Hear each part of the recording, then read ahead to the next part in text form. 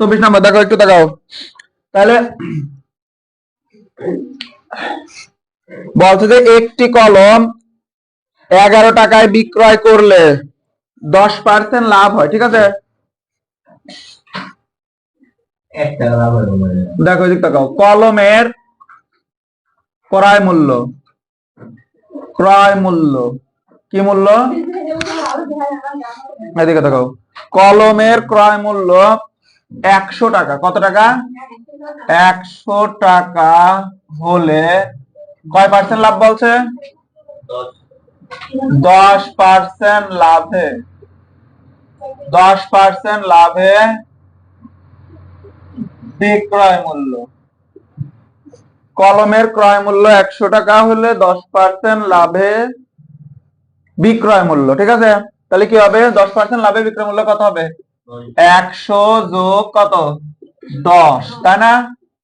টাকা সমান কত হলো? 110। কত বল না? কলমের ক্রয় মূল্য 100 টাকা হলে পরে 10% লাভে বিক্রয় মূল্য কত?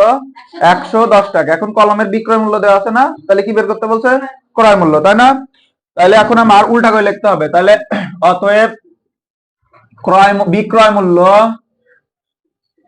বিক্রয় মূল্য 110 টাকা হলে ক্রয় মূল্য কত টাকা? ক্রয় মূল্য কত টাকা? 100 টাকা না? এটুকু বুঝছো? লিখলাম যে ক্রয় মূল্য, কলমের ক্রয় মূল্য 100 টাকা হলে পরে 10% লাভ বলছে না, 10% লাভে বিক্রয় মূল্য কত হবে? 100 যোগ 10 সমান 110 টাকা। এবার লিখছি বিক্রয় মূল্য 110 টাকা হলে ক্রয় মূল্য কত? 100 টাকা। এই যে 100 টাকা। অতএব বিক্রয় মূল্য 1 টাকা হলে ক্রয় মূল্য কত হবে? কম হবে। 100 ভাগ কত হবে? 110 টাকা। অতএব বিক্রয় মূল্য বইতে বলে দিচ্ছে কত টাকা? 11 টাকা হলে ক্রয় মূল্য কি বেশি, সেজন্য কি হবে? গুণ। 100 গুণ 11 ভাগ 110 টাকা। এটা দিয়ে এটা কাটবা, কাটলে পরে কত হবে? 10। আর এটা দিয়ে এটা কাটলে পরে কত হবে?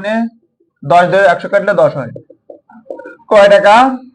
10 টাকা। কলমের ক্রয় মূল্য কয় টাকা? এটাই আনসার। বুঝছো? তোলো।